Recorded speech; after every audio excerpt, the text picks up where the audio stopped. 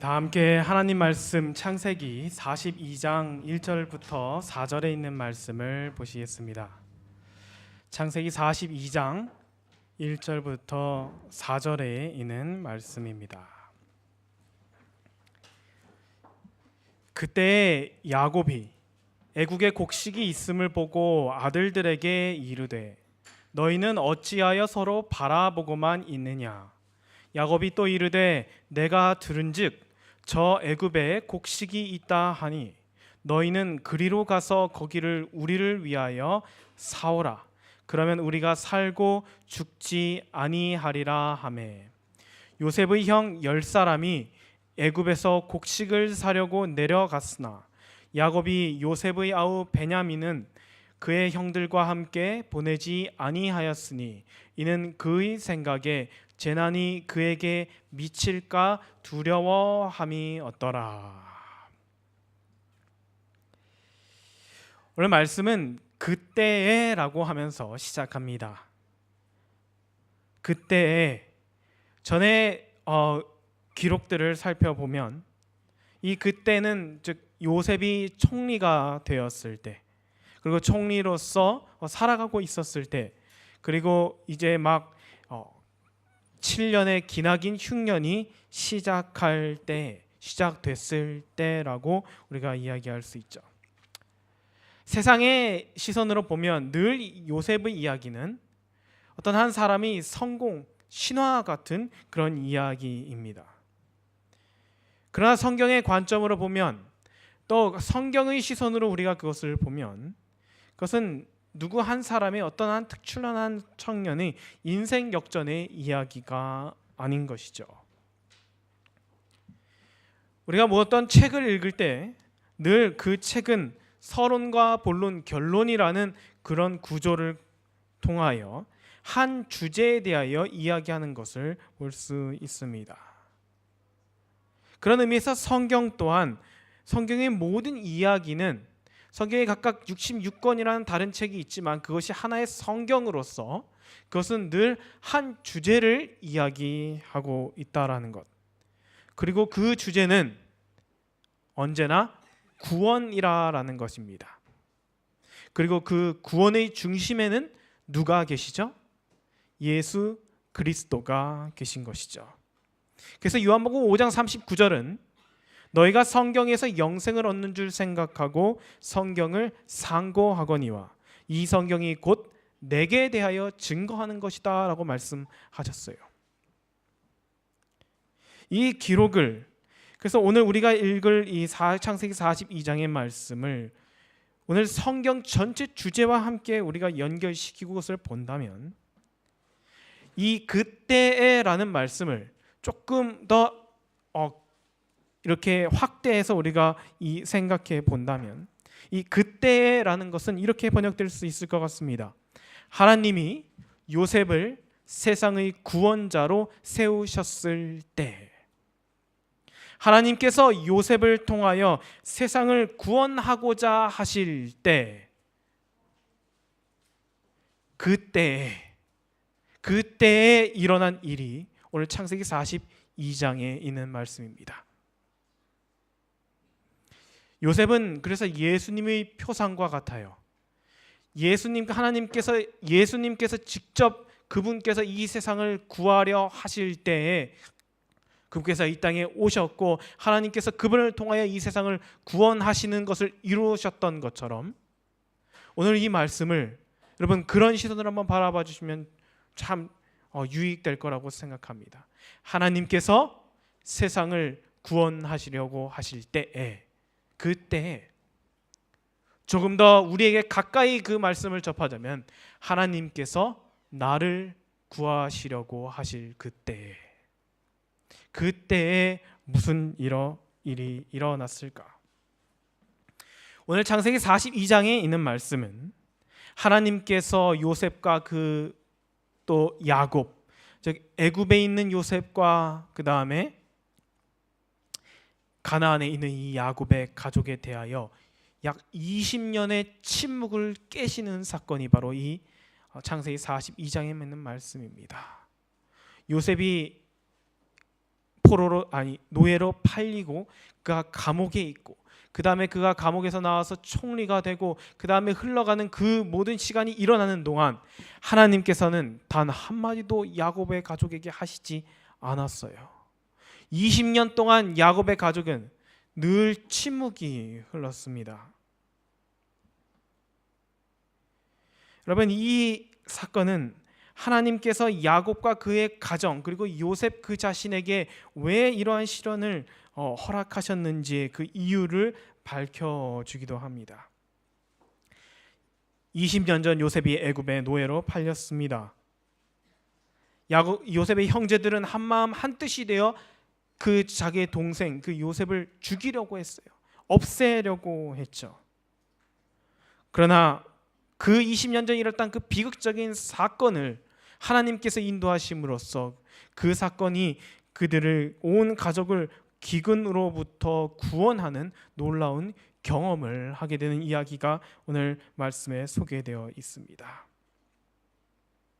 이 요셉의 이 이야기는, 이 창세기 42장의 말씀은 이처럼 예수님께서도 팔리시고 매 맞으시고 십자가에서 죽음을 당하신 그 이야기를 조명하고 있는 것이죠. 그러나 그 희생으로 말미암아 우리 온 인류가 구원을 얻게 되었습니다. 우리가 오늘 그것으로 희망을 갖게 되는 것이죠. 그리고 그것이 곧 성경의 전체 주제이자 창세기부터 요한계시록까지 끊임없이 반복하여 하나님께서 우리에게 알려주시고자 하는 거예요. 시대는 바뀌고 시간은 바뀌고 사람은 바뀌고 모든 것은 바뀌는 것처럼 보이지만 하나님께서 그 백성들에게 하시는 말씀은 늘 한 가지라는 것이에요. 나는 너를 구원하기 원한다. 아브라함을 통하여, 이삭을 통하여, 야곱을 통하여, 모세를 통하여, 그리고 가나안에 살았던 그 이스라엘 백성들 수천 년의 역사를 통하여 모든 그 역사가 늘 하나님의 무엇과 연결되는 거예요? 구원하시고 하지 않는 그 하나님의 그 열망과 하나님의 의지와 그것을 사람들에게 전해주려고 하고, 그것이 사람들로 하여금 그것을 이해하도록 하고 사람들이 그것을 믿도록 하고자 하시는 그 하나님, 그렇게 인도하고자 하시는 하나님의 의지와 그것은 바로 직결되는 하나의 주제라고 하는 것입니다.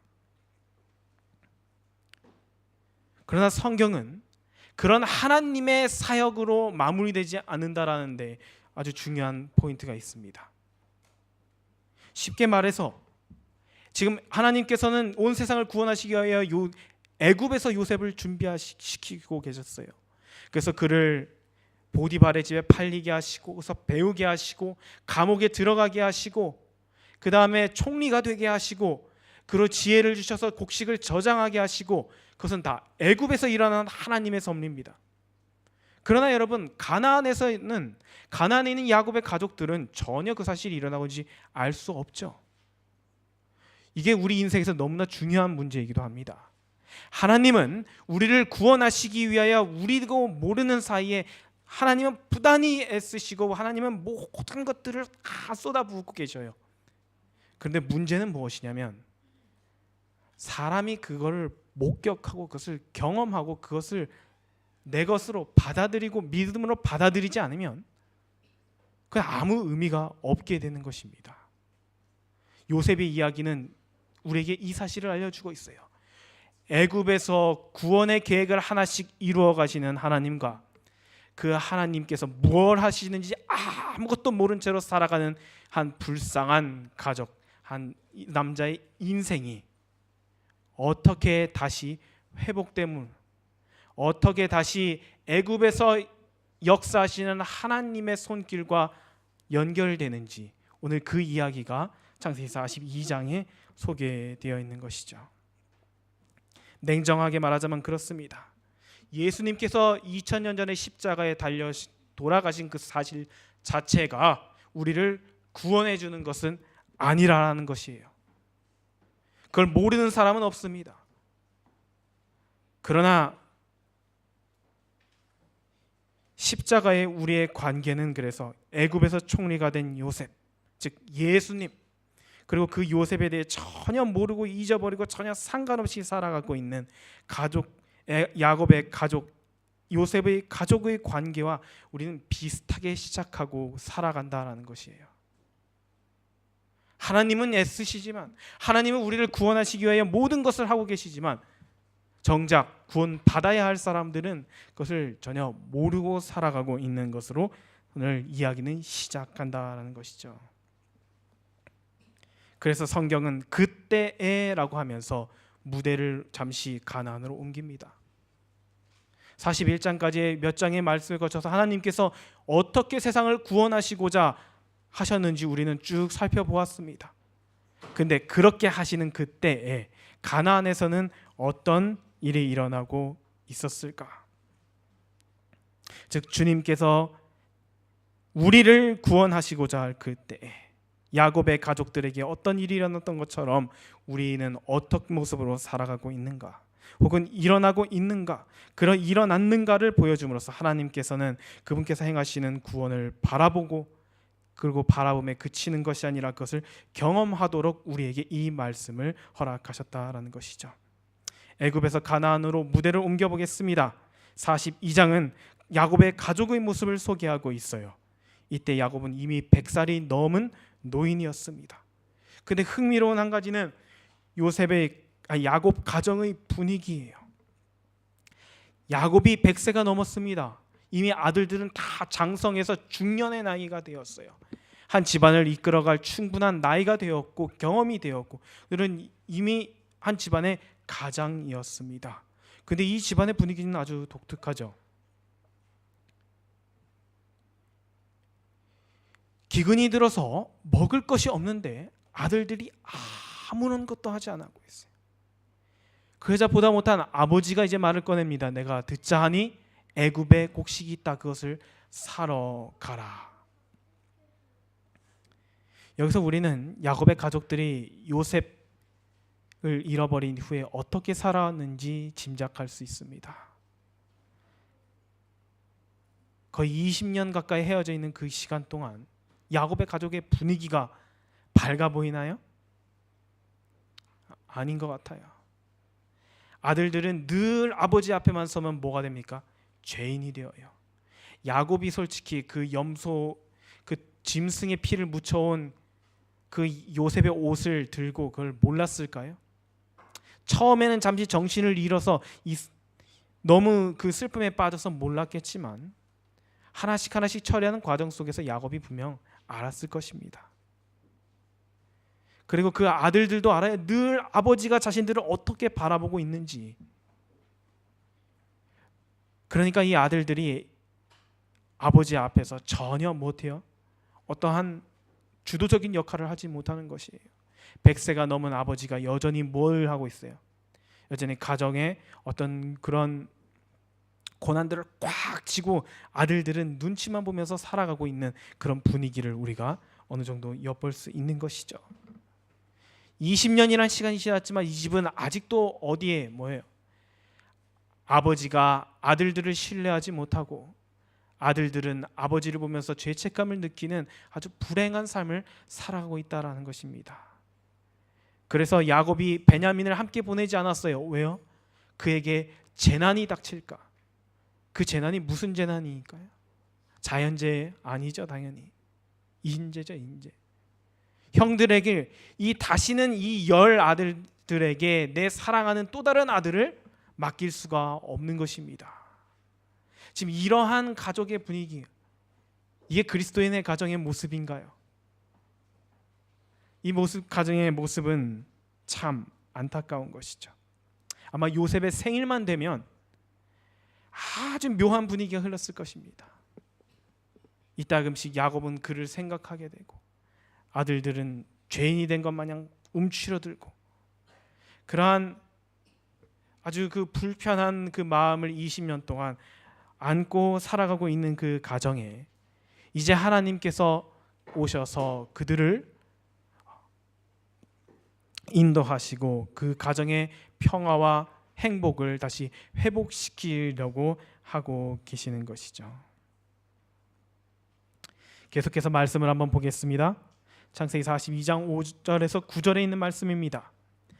이스라엘의 아들들이 양식 사러 간 자 중에 있으니 가나안 땅에 기근이 있음이라. 때에 요셉이 나라의 총리로서 그 땅 모든 백성에게 곡식을 팔더니 요셉의 형들이 와서 그 앞에서 땅에 엎드려 절하매 요셉이 보고 형들인 줄을 아나 모른 채 하고 엄한 소리로 그들에게 말하여 이르되 너희가 어디서 왔느냐? 그들이 이르되 곡물을 사려고 가나안에서 왔나이다. 요셉은 그의 형들을 알아보았으나 그들은 요셉을 알아보지 못하더라. 요셉이 그들에게 대하여 꾼 꿈을 생각하고 그들에게 이르되 너희는 정탐꾼들이라 이 나라의 틈을 엿보려고 왔느니라.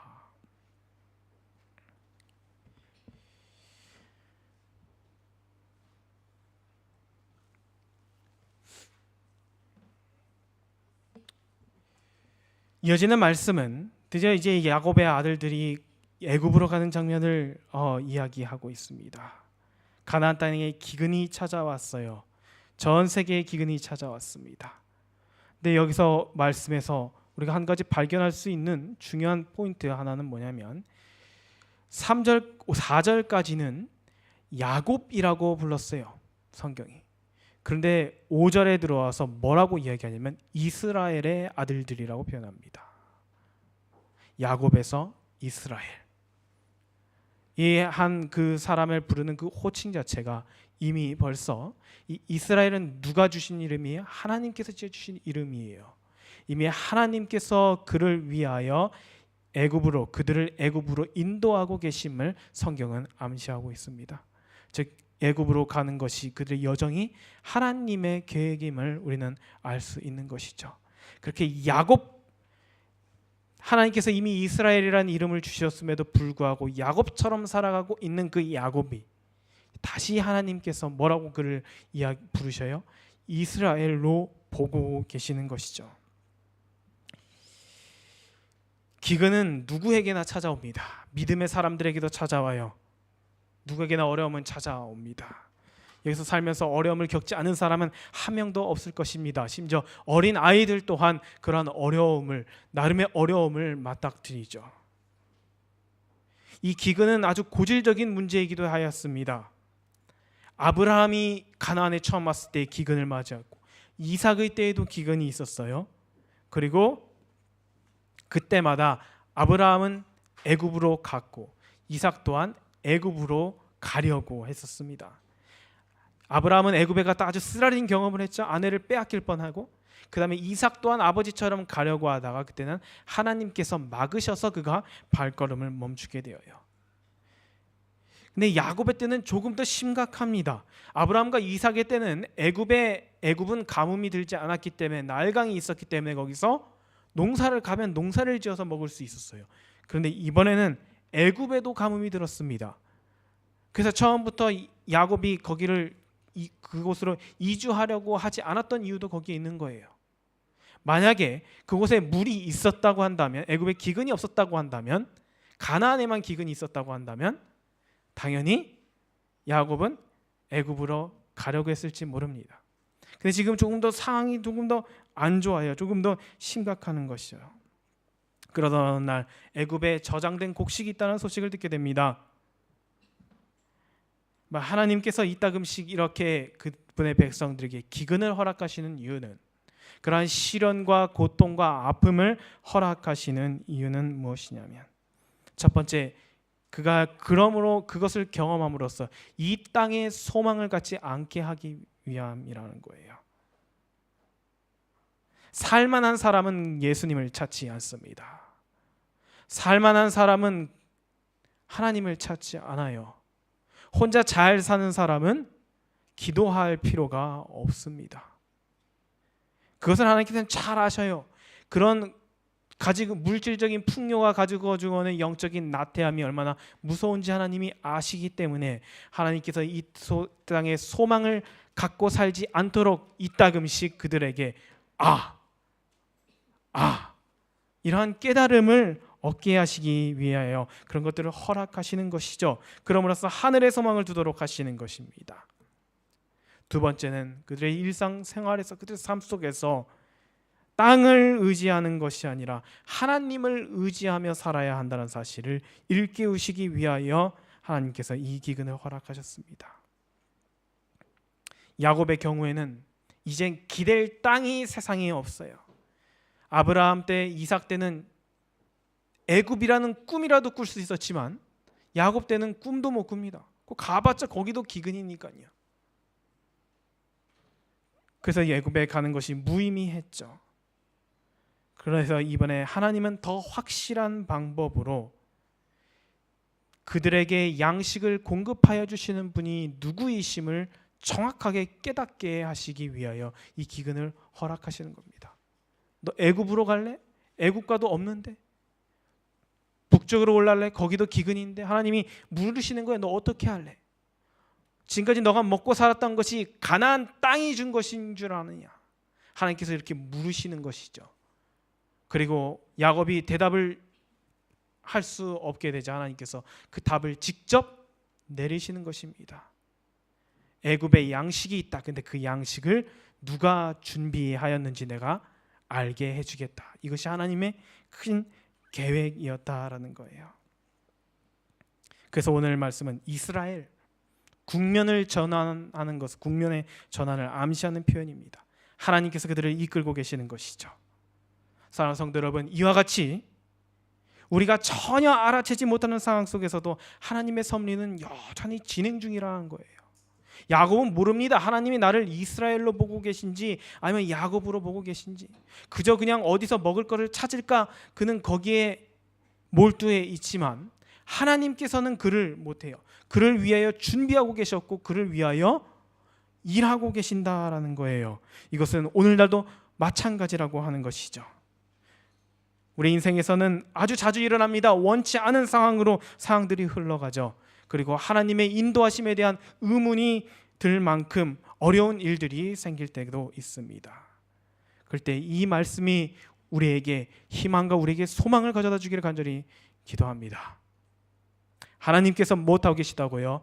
일을 하고 계신다고요. 가나안엔 기근이 찾아왔지만 애굽에는 하나님이 준비하신 양식이 준비되고 있었다라는 것. 야곱은 모르지만, 야곱의 가족들은 모르지만 우리는 말씀을 통하여 지금 그것을 확인할 수 있는 것이죠. 그래서 하나님께서 이 말씀을 우리에게 허락하시는 것입니다. 하나님께서 내 인생을 이스라엘로 바꾸실 수 있다라는 그 믿음, 그리고 그것을 이 이야기가 증거하고 있는 것이죠. 이처럼 우리는 모든 것이 다 진행되고 나면 우리의 인생의 수많은 우여곡절, 희노애락, 그리고 때로는 롤러코스터 같이 그러한 삶의 흔적들의 이유를 우리는 하늘에 가면 다 알게 될 것입니다. 형들이 애굽에 도착했습니다. 애굽에 도착해서 형들 앞에 엎드려 절하죠. 요셉이 꾸었던 꿈이 이렇게 성취됩니다. 요셉이 형들을 바로 알아보았어요. 그때 요셉은 그 꿈을 기억했다 성경은 이야기합니다. 이것이 누가 하나님께서 이끄시는 일이구나라는 것을 확신을 갖게 된 거예요. 요셉도 아마 생각했을 거예요. 하나님은 대체 왜 그 꿈을 꾸게 하셔갖고 내가 그걸 형들한테 말을 해갖고 그걸 때문에 미움 사갖고 여기까지 이 고생을 하는지 요셉이 그런 생각은 안 해봤겠습니까? 그러나 시간이 흐름에 따라 그리고 그가 하나님에 대한 신뢰를 가짐에 따라 그가 준비되었을 때 하나님께서는 그 꿈을 왜 주셨는지를 알게 하는 거예요. 요셉을 위하여 그 꿈을 주신 거예요. 요셉이 형들을 알아보고 이것이 하나님의 섭리임을 그가 깨닫도록 하시기 위하여 하나님께서 그 꿈을 꾸게 하신 겁니다. 그래서 요셉은 하나님의 인도하심이기에 자신의 생각대로 움직이려고 하는, 자신의 기분대로, 자신의 감정대로 하는 선택을 전혀 하지 않아요. 저 같으면 말이죠. 아니 거의 대부분의 사람들은 20년 정도 됐지만 그걸 잊을 수는 없을 겁니다. 어떻게 해서든지 형들에게 뭐 해줘야겠어요. 나처럼 이렇게 가혹하게 하진 않더라도 어느 정도 벌을 주고 싶고 복수해주고 싶고 괘씸하다는 마음이 들지 않겠습니까? 그런데 요셉은 전혀 그런 마음이 없어요. 왜요? 그가 확인했기 때문이에요. 이것은 하나님의 인도하심이구나. 하나님께서 나를 이곳에 보내신 이유를 야곱은 그 꿈이 이루어지는 과정을 통해서 알게 된 것입니다. 요셉에게도 20년 만에 숙제가 풀린 거예요. 아, 그 꿈이 이래서 주어진 것이구나. 요셉의 형들이 애굽 요셉에게 절을 했을 때 요셉은 모른 척했습니다. 그리고 물어요. 너희가 어디서 왔느냐? 요셉이 모를까요? 당연히 알죠. 형들이 어디서 왔는지. 어디서 왔느냐? 이렇게 성경에는 종종 알면서 묻는 질문들이 있습니다. 하나님께서 아담에게 물으셨어요. 아담아, 내가 어디 있느냐? 네가 어디 숨었느냐? 가인에게 물으십니다. 가인아, 너의 아우가 어디 있느냐? 예수님을 3번이나 부인해갖고 거의 완전히 배신자처럼 낙인 찍혀버린 베드로에게 예수님께서 물으십니다. 네가 나를 사랑하느냐? 사랑하면 배신했을까요? 그렇죠. 우리는 그렇게 질문할 수 있습니다. 왜 하나님께서는 이렇게 하시면서 이러한 질문을 하실까? 거기에 여러 이유가 있겠지만 우리가 알면서도 묻는 것은 뭐냐면 그 사람의 태도와 진실성을 확인하기 위함이에요. 그렇죠? 그래서 묻지 않습니까? 나를 사랑하느냐? 그래서 요셉도 물은 거예요. 너희들이 어디서 왔느냐? 여기에는 그 형들의 마음에 있는 진실성을 그가 확인하기 위함이었다는 것이죠. 그들의 태도가 어떻게 변화했는지 20년 전 그대로의 그때의 형들로 살아가고 있었는지 아니면 그들 또한 하나님을 만나 변화해 왔는지 그것을 확인하기 원했던 것이죠. 계속해서 말씀을 한번 보겠습니다. 10절에서 17절에 있는 말씀입니다. 그들이 그에게 이르되 내 주여 아니니이다. 당신의 종들은 곡물을 사러 왔나이다. 우리는 다 한 사람의 아들들로서 확실한 자들이니 당신의 종들은 정탐꾼이 아니니이다. 요셉이 그들에게 이르되 아니라 너희가 이 나라의 틈을 엿보러 왔느니라. 그들이 이르되 당신의 종 우리들은 12 형제로서 가나안 땅 한 사람의 아들들이라. 막내 아들은 오늘 아버지와 함께 있고 또 하나는 없어졌나이다. 요셉이 그들에게 이르되 내가 너희에게 이르기를 너희는 정탐꾼들이라 한 말이 이것이니라. 너희는 이같이 하여 너희 진실함을 증명할 것이라. 바로의 생명으로 맹세하노니 너희 막내 아우가 여기 오지 아니하면 너희가 여기서 나가지 못하리라. 너희 중 하나를 보내어 너희 아우를 데려오게 하고 너희는 갇히어 있으라. 내가 너희의 말을 시험하여 너희 중에 진실이 있는지 보리라. 바로의 생명으로 맹세하노니 그리하지 아니하면 너희는 과연 정탐꾼이니라 하고 그들을 다 함께 3일을 가두었더라. 요셉이 계속 꼬치꼬치 캐묻습니다. 어디서 왔느냐? 너희의 가족은 어떻게 되느냐? 꼬치꼬치 캐묻는 것이죠. 요셉이 형들의 진실되는 마음을 확인하는 것입니다. 사실 요셉은 이미 형들을 용서한 상태였어요. 그의 마음속에는 어떤 분노나 어떤 배신에 대한 그 아픔을 가지고 있진 않았습니다. 그러나 그는 형들이 변화했는지 확인했던 것이죠.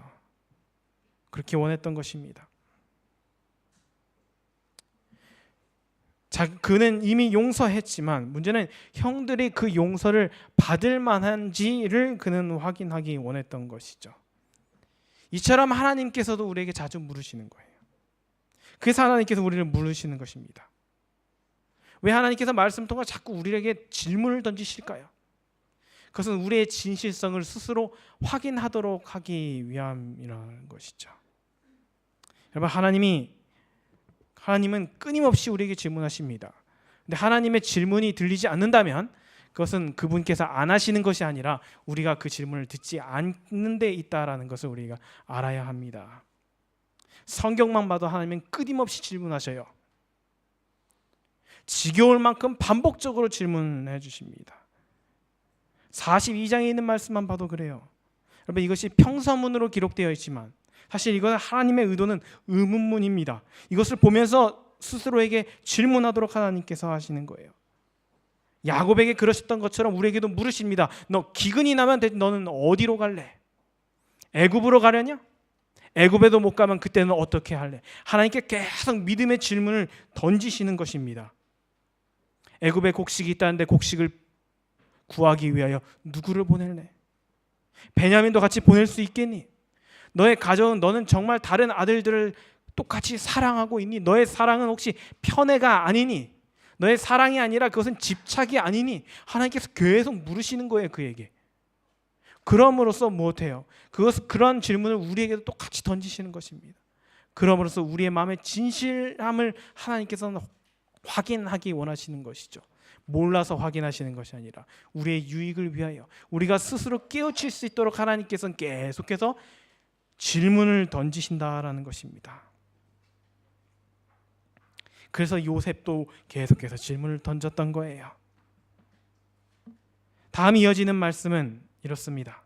사흘 만에 요셉이 그들에게 이르되, 사흘 후에 드디어 그 옥에 갇혔던 형들이 잠시 나오게 되었습니다. 이게 오늘 말씀의 최종 결론이기도 해요. 왜 요셉은 형들을 옥에 가두었을까? 기왕 용서하려면 그냥 딱 해갖고 형들 나야, 하나님께서 이렇게 준비해 주셨어, 그거 바로 말하면 되잖아요, 그죠? 뭐 망설일 거 있겠습니까? 그런데 요셉은 그렇게 하지 않았어요. 형들을 감옥에 가두었습니다. 형들은 3일이었지만 요셉은 3년을 감옥에 있었어요. 그리고 요셉은 그 감옥에서 사람에 대한 기대와 모든 희망을 다 버리게 되는 경험을 하게 됩니다.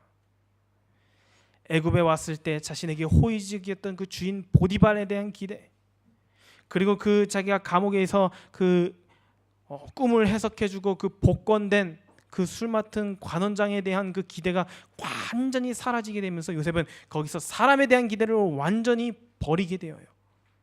그리고 나서 하나님에 대한 기대만을 갖게 된 경험을 하게 되죠. 요셉은 그 모든 것이 하나님의 섭리임을 깨닫게 되는 것입니다. 그래서 요셉에게 있어서 그 옥은 누군가에는 차갑고 누군가에는 무섭고 누군가에는 두려움의 장소였지만 요셉에게 있어서는 아주 귀한 곳이 되었다는 거예요.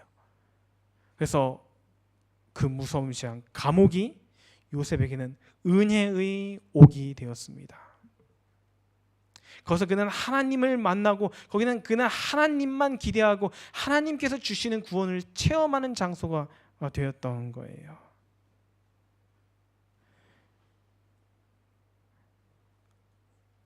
그래서 요셉은 그 학교에 그 형들을 잠시 보냅니다. 사흘이라는 시간은 성경에서 꽤 의미가 있어요. 굉장히 사흘이라는 단어가 표현이 자주 사용됩니다. 술 맡은 관원장이 복권될 때 그가 꿈을 꾼 지 사흘 만에 복권됩니다. 누군가의 운명이 바뀔 만한 시간이 사흘이죠. 출애굽기에 보면 모세가 바로에게 우리가 사흘 길을 가서 하나님께 예배하게 해라라고 요청합니다. 사흘은 뭐예요? 애굽과 분리되기에 필요한 시간이었다. 하나의 표현인 것이죠. 요나가 물고기 뱃속에서 며칠 있었어요? 사흘 있었습니다. 그 다음에 예수님께서도 사흘 만에 부활하셨어요. 지금까지 언급된 이 모든 사흘의 시간은 인간의 시간이 아닙니다. 사람이 그 시간을 보내고 있지만 그것은 사람이 일하는 시간이 아니라 하나님께서 일하시는 시간이었어요. 술 맡은 관원장이 감옥에서 뭘 할 수 있겠습니까? 자신의 복권을 위하여. 요나가 물고기 뱃속에서 뭘 할 수 있었겠어요? 그날은 오로지 그 시간들은 하나님의 시간이었어요. 하나님께서 그들을 위하여 일하실 수 있는 유일한 시간. 그 시간을 요셉의 형제들은 감옥에서 똑같이 은혜의 옥 그곳에서 보내게 되는 것이죠. 그래서 오늘 그 말씀은 그 이야기를 분명하게 뒷받침해 줍니다. 요셉이 그들에게 이르되 나는 하나님을 경외하노니 너는 이같이 하여 생명을 보존하라. 너희가 확실한 자들이면 너희 형제 중 한 사람만 그 옥에 갇히게 하고 너희는 곡식을 가지고 가서 너희 집안에 굶주림을 구하고 너희 막내 아우를 내게로 데리고 오라. 그러면서 하는 말이, 그들이 그렇게 그대로 했습니다. 그때 그들이 뭐라고 서로 이야기하냐면, 우리가 아우의 일로 말미암아 범죄하였도다.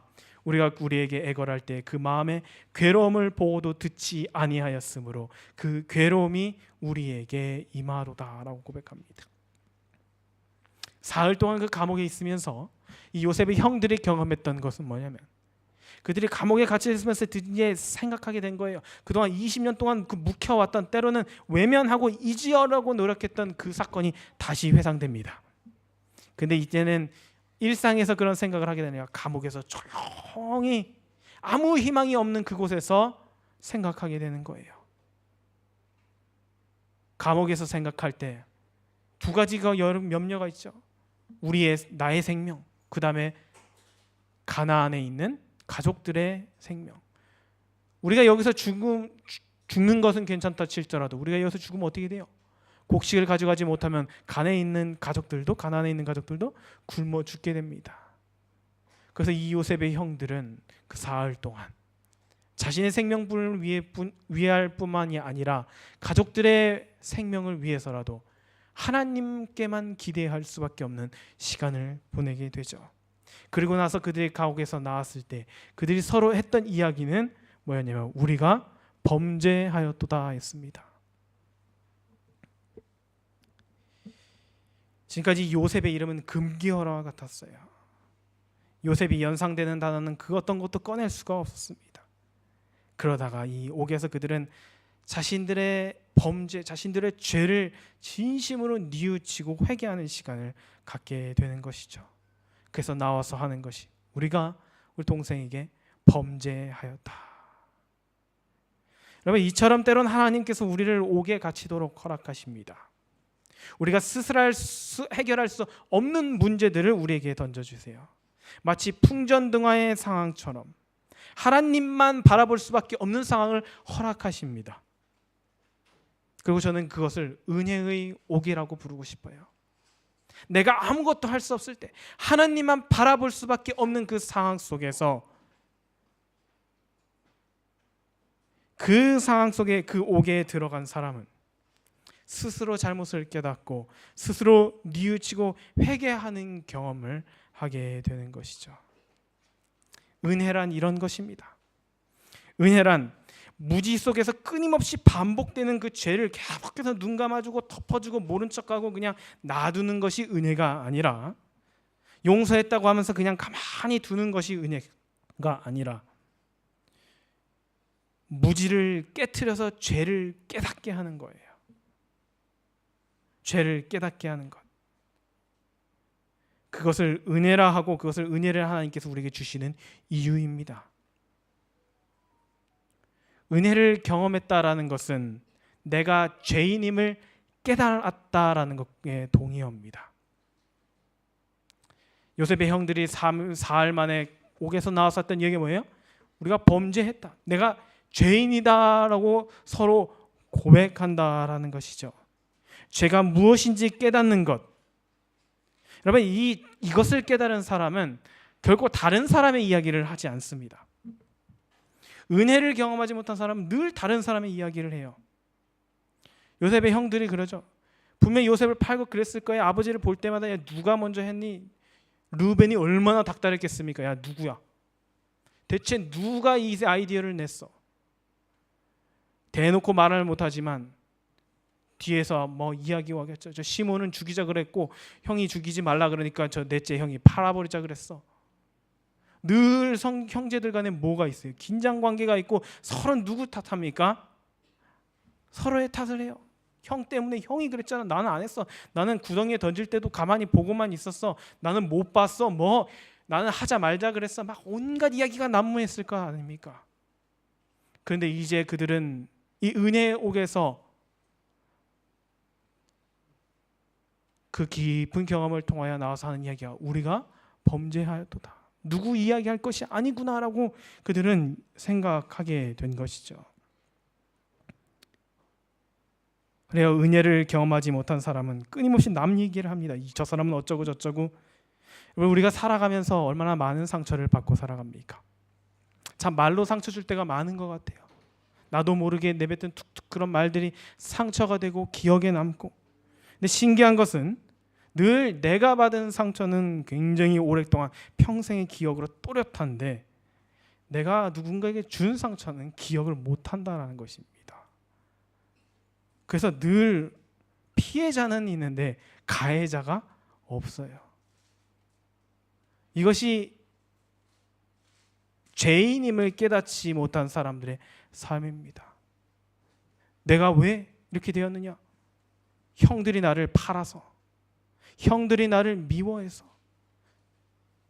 야곱이 다른 형제들은 아버지가 요셉을 편애해서, 이 모든 그런 서로에게 가져왔던 그 손가락질을 그들이 스스로 거두게 되는 것이죠. 왜요? 그들이 하나님 앞에 서 보았기 때문입니다. 주님 앞에 서면 모두가 다 죄인임을, 내가 죄인임을 깨닫는다는 것이죠. 그렇게 그들은 서로를 향하던 손가락을 거두게 됩니다. 그것이 그들이 3일 동안 가졌던 그 은혜의 옥의 체험이었어요. 그러면서 그들이 나와서 뭐예요? 우리가 범죄하였도다. 솔직하게 이야기합니다. 그것을 요셉이 못 듣는 줄 알고 서로 이야기했지만 요셉이 들었죠. 아, 형들이 자신들이 무슨 일을 했는지 인정하고 받아들이고 있구나라는 사실을 알게 되는 것입니다.